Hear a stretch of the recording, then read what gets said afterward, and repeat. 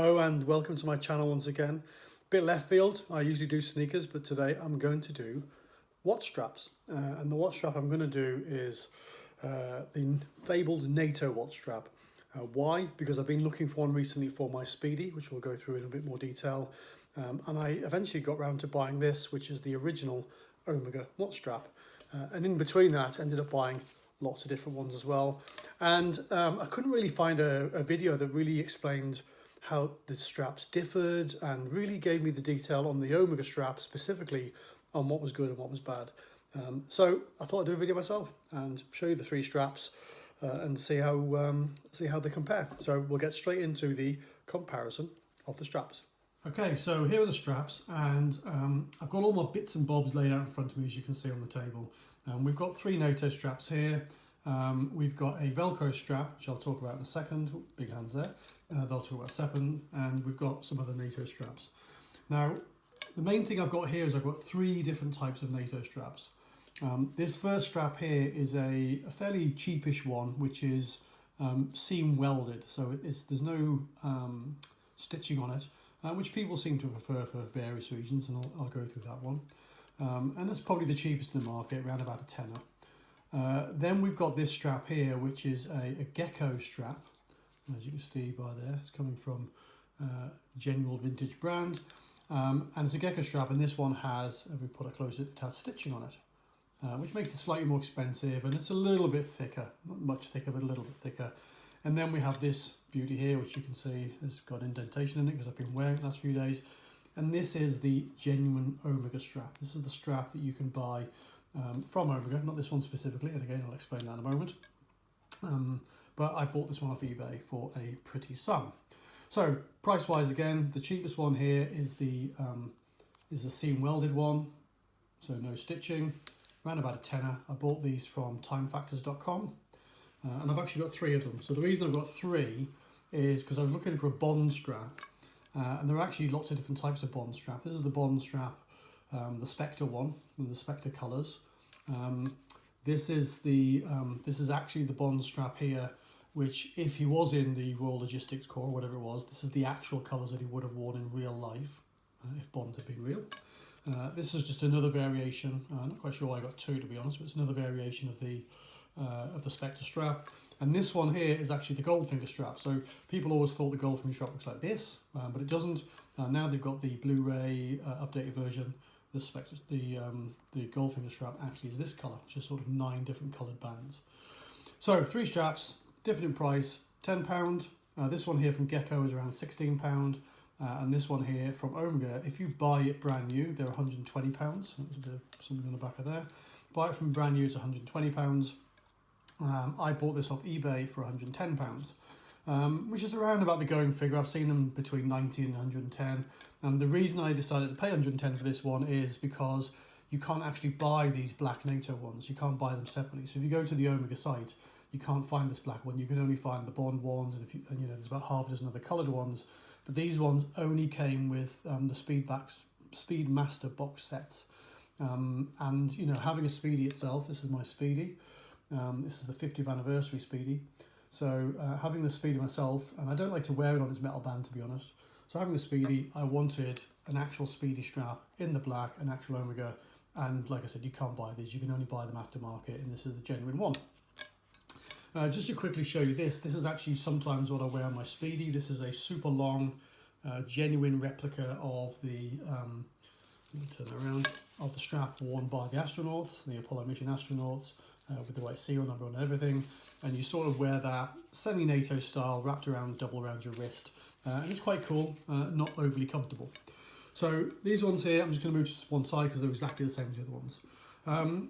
So let's have a look first at how they come packaged. So this one came packaged in just a fairly cheap plastic bag, nothing special. They all came together in one bag. This one here, the Gecko one, actually came nicely packaged. So it comes in this pack here. This vintage Gecko, nice thick pack.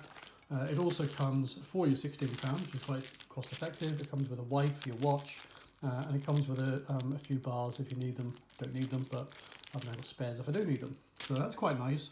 And that's the Gecko strap itself. This strap, the Omega one, because it came sort of OEM, and it comes in the box. It just comes in this sort of long plastic bag here. Nothing amazingly special about that, which is a bit of a shame, but so lucky. Who wants the strap in the end, or the bag? Right, so let's have a look at them from the bottom to the top. And I think one of the burning questions is this strap worth £120 if you buy it new? And I'll give you the short answer now. Yes, it is worth £120. And we'll go to the long answer when I get to it. So this is the cheapest one, and you can see it's the cheapest one. If we get nice and up close, it's not overly smooth, but it's not overly rough. It's got the welded seams, as you can see. You can see fairly cheap hardware on it. Nothing overly special. This is the brushed. I prefer the brushed on these. And you know, I don't know what they call laser cut holes or whatever, but you can see the holes are nicely tied. They're not burring, and no issues on the end. It's reasonably comfortable, if a little thin. I guess it's around about 1 millimetre thick, not hugely thick. If you look at it there, it's not hugely thick, around about 1 mil, which is it's about standard, I think, for a cheap strap. And you can also see, you can't on that image because of the way the camera is, but it's slightly shorter than the Gecko ones. The Gecko one's probably about just under 1 inch longer than that one. And the Gecko is around about the same length as the Omega strap. So, I mean, you know, for 16 quid, I really think you can't go wrong with the Gecko.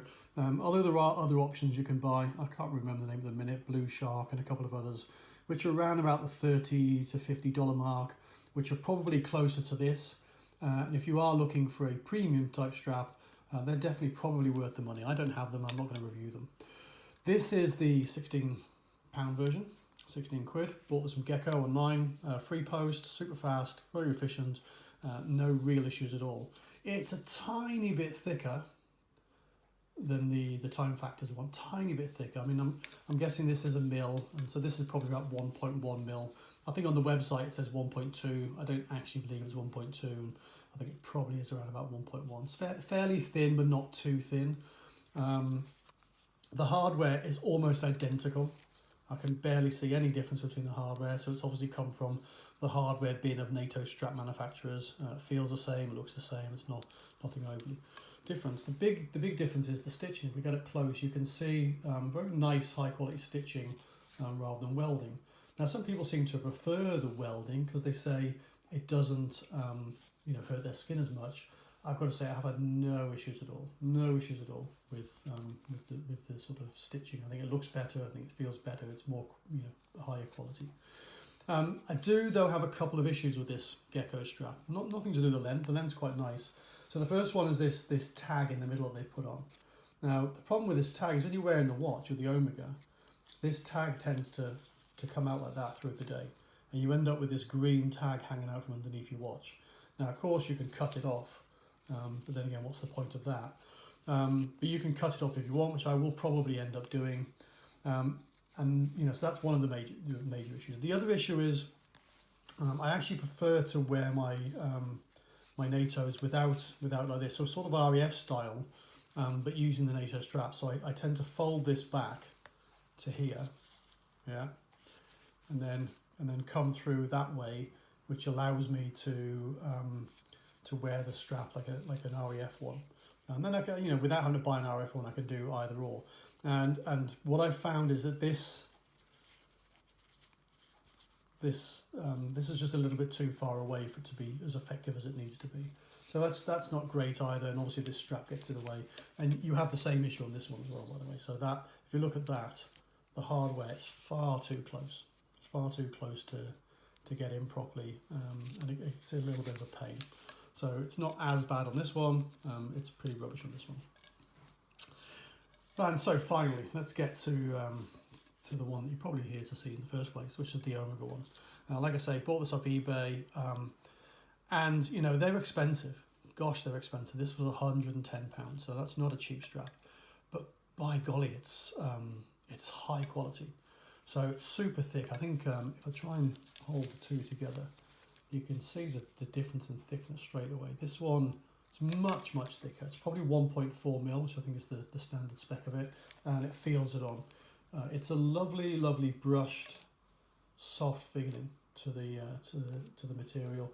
You can see a nice edge stitching that's going on as well, so really high quality on the edge stitching. The holes are great quality. The end is obviously beautifully set off. But it's actually down here that you see where the money, not just the money is being spent, but also the time working out how to do a NATO strap properly. So there's a couple of major differences on this strap, say, compared to the cheaper ones. So the first one is obviously the quality of this hardware at the end. It's really, really high quality. You can see, you have the Omega written on it, the same as no, you don't on there. So you have the Omega written on here, which is obviously looks great on the watch, and I'll show you these on the watch in a moment.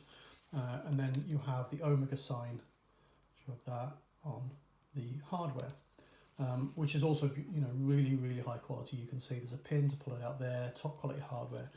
Now there's a couple of things that really make this strap stand out. Obviously it's thicker, you have the edge stitching, you have real top quality hardware all the way across it, but also you have this here, which is this moves. And because this moves, this allows you to much more easily tuck the end in a much more, I'll say a much more effective NATO tuck, what they call the NATO tuck at the end. And I'll show you how that looks on my watch compared to the other watches. So first of all, that's what you get. You get a much better tuck because this moves. And if you look on these ones, obviously the hardware is just sewn in, whereas this one is a moving hardware. Now I know you can get that on some of the higher end models, the $30 to $50 mark ones. And again, if you are looking for a good quality thick strap that's not as expensive as the Omega, then go for it. But if you've got a Speedy and you want to sort of keep it all in the family, the £120 is well worth it. I mean, especially when you compare that with the cost of the watch. So real top quality hardware. You can feel it, the quality of this as well as soon as you put it on. So see if I can get some close-up pictures, get it into focus. Not really, but from there I think you can see how effective it is.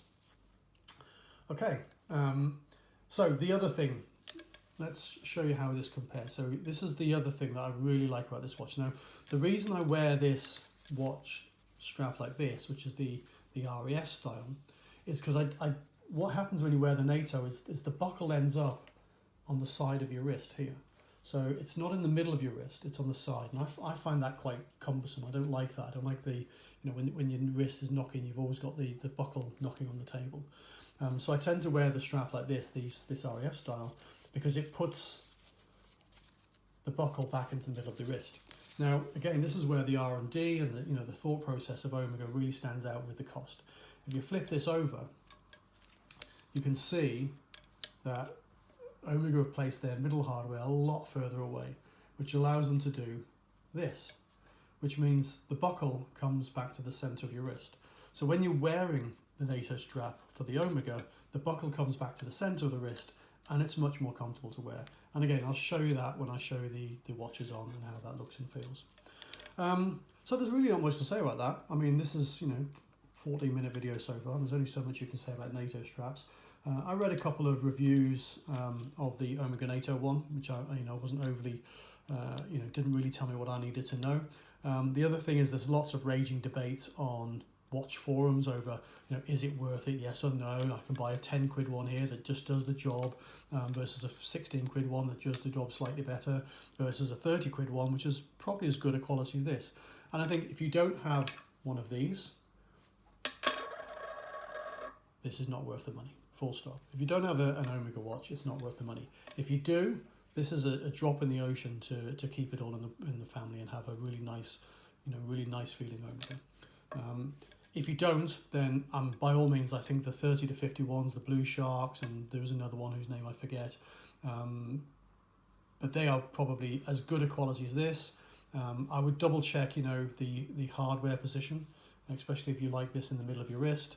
And I think one of them at least has a sliding piece of hardware, which also is good quality, but double check. But 30, 50 quid, I think you're kind of wrong. Now, I will probably buy one of each of these actually. So one of the Goldfinger Bond and the Spectre Bond, buy one of each of these in the $30 to $50 mark. I'll have a look at the two.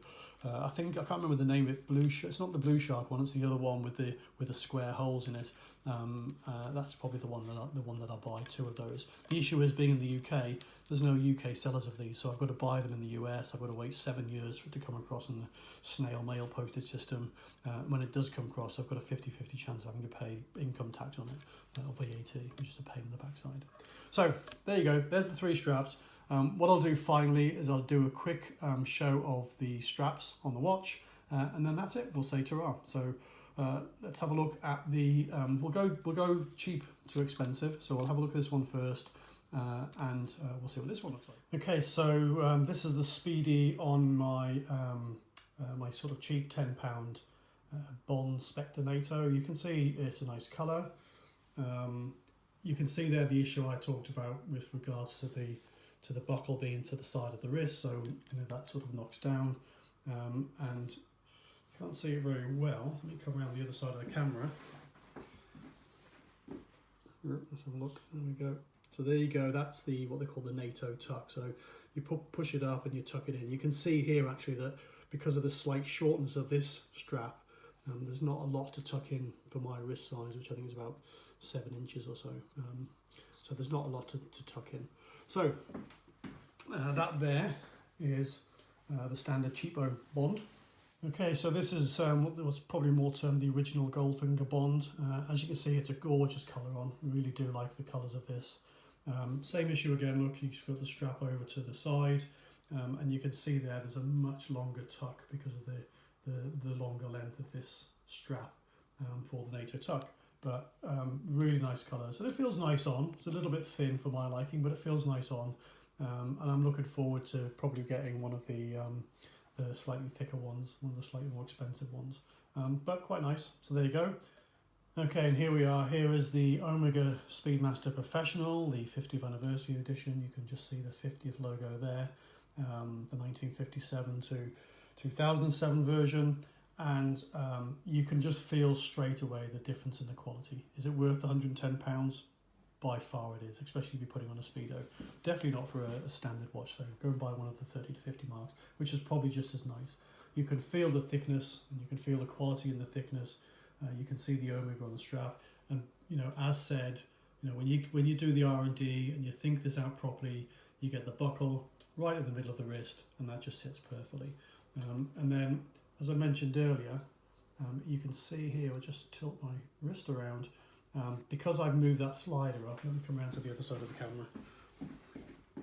Because I'm able to move that slider up, I can do a NATO tuck that's really nice and neat. It just tucks into the top there, comes over, I can pull the slider up, pop it in, and it just looks really nice. So, there we go. So, there we are, a very quick overview of the straps. I'm now swimming in NATOs. NATOs for sale? Anybody want a NATO? Swimming in NATOs. Like I said, really like this one. Absolutely love this one, which is the Omega one. These cheaper ones are probably fine for a cheapo watch. They're fine, but nothing special. If you don't have an Omega, and you don't want to spend £120 on the original strap, then just go and get yourself one of the $30 to $50 ones. They're going to be just as thick, just as high quality, just not an Omega. Well, hope you enjoyed that. Hopefully that gave you a bit more insight into the Omega strap itself. What's good about it, what's bad about it, nothing. I can't find any issues with the strap at all. Beautifully made, beautifully perfected for how it sits on your wrist. Super high quality materials, easily worth the money. All day, every day. So that's me. Not quite trainers, which I normally do reviews of, but watch straps this time. That's me, over and out. Thank you.